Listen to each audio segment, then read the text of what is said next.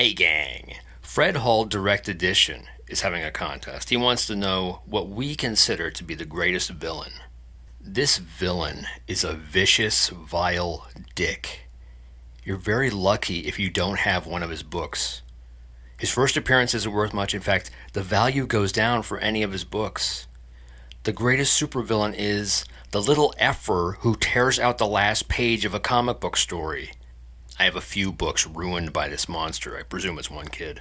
And really, my favorite villain is probably Hordak. He just looks cool. Plus, think of what a badass he is. Skeletor's his bitch. That's a villain. And he wants to know our favorite superhero. For me, it's Superman. But the Superman Jules Pfeiffer wrote about. The Superman of the Fleischer cartoons.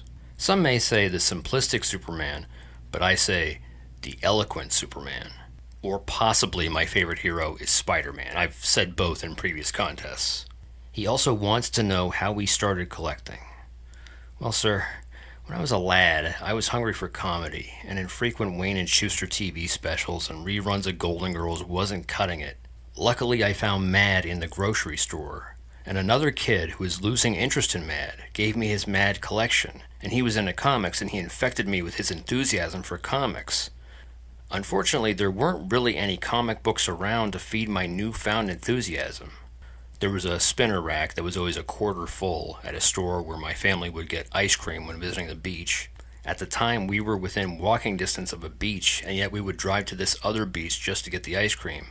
So I got Marvel Tales there, and eventually it was never the A-list stuff. And of course, more than a few books ended up with ice cream stains.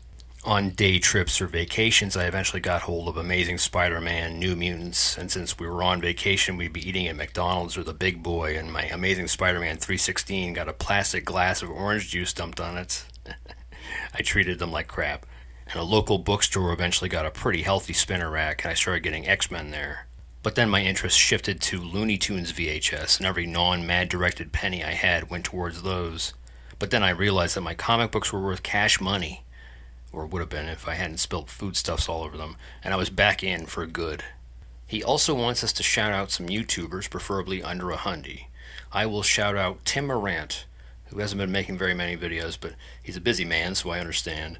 I'll also shout out Reader's Retreat. I haven't watched any of his videos yet, but if he's a fan of Go-To Geeks, he's good people. So thank you to Fred Hall Direct Edition. Thank you for this contest. I'll have your link in the description and at the end of the video, and I'll have Tim's and Reader's Retreat's link in the description. One day, I will find the kid who rips the last page out of comics, and I will write his final page, then rip it out.